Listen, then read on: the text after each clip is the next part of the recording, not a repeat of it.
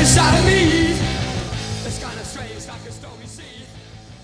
An bhain hiiscinnte bhí Gaeltacht arná ná pobal, bon phobal teanga. Agus chéad Gaeltacht bon phobal na Gaeilge, an pobal a leabhar Gaeilge, mar hanga phobal. Mánig cin níar a lár na drichadaí, agus iad a brenn siar. Gná tre bhéirle rin lé, an ghéirige sa tigur ina hí. Ach ar nóid túsna fiú íse tá sí gur caint ar Gaeltacht mar héirme tíreolaíoch. Sé sin téarma a bhain le limistéir ina raibh lonathe daoine ar bhí an Gaeilge an gná hanga le thuaile bhí acu.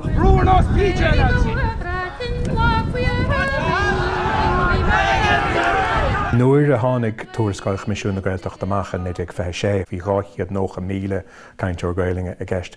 Bunathe ar áireamh speisialta ar nós déan áireamh beag a dhéanamh na Gardaí sa Gaeltacht. De bunan é sin agus beag nach de féin géad do chéanra na éireann. Bá aim a bhí ag an Comisiún hain, inniucha a dhéanamh nó fisrúcháin a dhéanamh mar ealar an áit a raibh an Gaeltacht, cá raibh na cainteoirí lonathe, agus an tarna aim a bhíocha an san darnó ná moltaí a dhéanamh chun doling neic le cuasaí sóisialta, cultúra, eacnamaíochta na geantar san.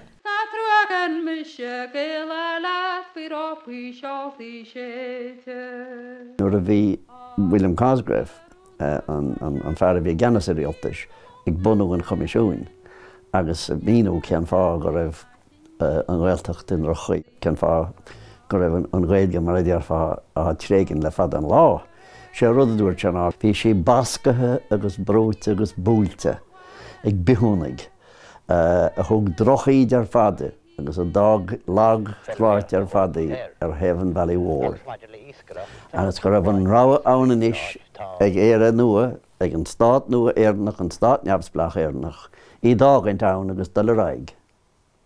Nó, iireachta dhéanamh í a chuirt contéarnamh, ar a ceart a chuirte agus í a chur aráis mar ar aráis in a háit féin, mis se lim réas an éag se suas mar a dúirt in fila fadó. The Gaeltacht is the place where Irish remains a living, spoken language, where you eat and drink as well as speak in Irish. And if Irish is ever to be revived in the rest of the country, the Gaeltacht itself has a vital role to play. Is cuineachlam léamháiste cinn go rút Cosgrave nuair a bhí sé go le bunú na Gaeltacht a dearmid go rút sé, well, mar a bhfuil an Gaeilge ar a tealach, sin Gaeilge an seoid tá set an rud sin na dearann daoine. Agus mar a bhfuil si ar a tealach is bhain tealach, bhfuil said, an gainteoir dúchais, bhain tealach dúchais. Bhín tuairim sin an go láidir an táim sin. So gur bhiú bhfuil said na bundúchasaí a hábháilt le go méidís an mar inse chuile go eile. Ach sílim sa lá an neamh go bhfuil bhhailart a tarlú.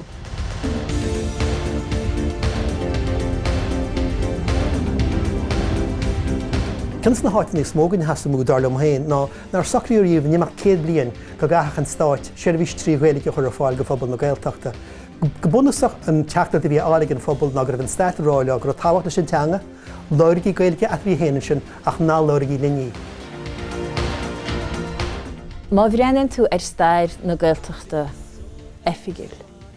Is stair Comisiún, Tuarascálacha, Policíthe, Stratéisi, Plananaí is stair coistí agus cólaí agus ranna agus ranógaí agus grúpaí oibre agus taskórsaí is stair gluiseachtaí agus aithneachtaí agus moltaí agus frustrachais agus a gatha an áma tá tú breanú ar phobal bríomhar fuinniúil Gaeilge na Gaeltachta a lágan sinad atá ar a bhreanann tú ar go cuamh go fuórchúiseach héis 100 bliain, sinad hain pobal Gaeltachta atá bhád níos le.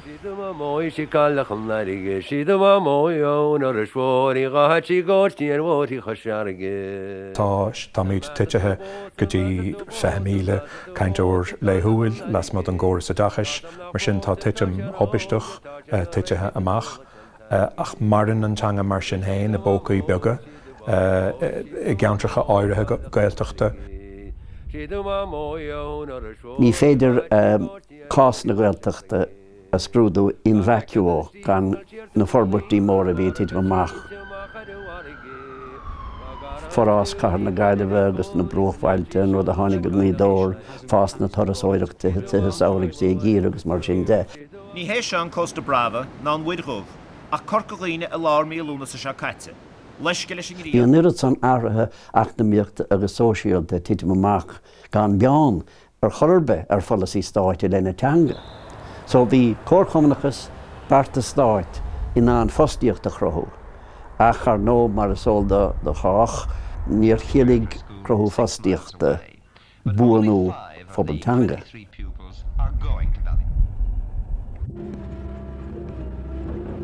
Síl na bhar, Ferbert Hinsclech, Ferbert Infrastructúr, Rinneadúr Harcían.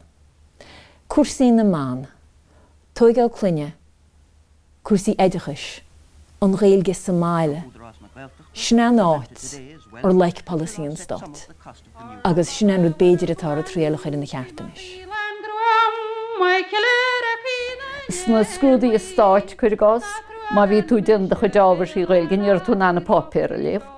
Agus chu sé intas orm im léana, agus méid caint ar éidir chus Gaeltachta, go rá dégóirí arálam go bháin siad a pápéir béir le freisin iste sa hala, agus go molna go múnteirí go.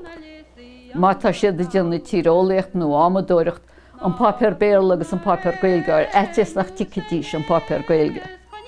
Well, daoine 8 mbliana guis, cantarí dúchas. Tá rud a cinn mícheart agus ní éidir gaintear dúchas atá sé.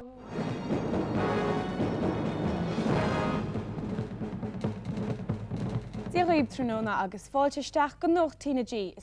be the new faces and the new voices of the nightly news service on television. Gur bíd na Institutí Gaeltachta a buníoch an téocht bhóban a chamach le 100 bliana nuas. Ryan na Gaeltachta, Commissioner Tanga, Radio na Gaeltachta, Television na Gaelge Gigi Carranis, agriíochtaí pobl córchoman agus a lehéid. Cé go bhfuil lochtainna ar chud don rialacha sanna bheith an scéal a bhad níos measa gan an takeíocht institúteach sin. Chomáile sin déirthing go bhfuil sé Harbheith táchtach gur cothaíoch agus gur dénach forbert ar éiniúlacht Gaeltachta le 100 bliana nuas. Tá an tuiscint an ar Fleanáil Teanga mar rud cuimseach a bhains le buanú pobail. Tá sé sin tacha chun tíim beidir déanach agus níos déanaí fós maidir le hachfaní. Ní léon dearmh leis an easpa achfaní i go mórtas le úil bhíon an fallasaí. Tá sé dochreite. Híomh go beirad atá anna go bhfuil siad go greidann sin más féad le mé seo agus ní déanana fanóide faoi aon drama táime. Le crema cósta agus ahrú éráide go bhfuil siad sásta an cuaram dáhaint faoi coistína Maltaí slachfara. In dar leom an botún bhó duineach gur ghlac sé trocha blian ar an stát Ryan Gaeltachta a bhanú agus féin am ar buníoch na Institutí chun taú leis an Gaeltacht, Gaeltara éireann agus Ryan na Gaeltachta 1956 agus 1957 bhí go leor den díomháil déanta bhí an tathú teanga Meharráig go bhfad níos faide.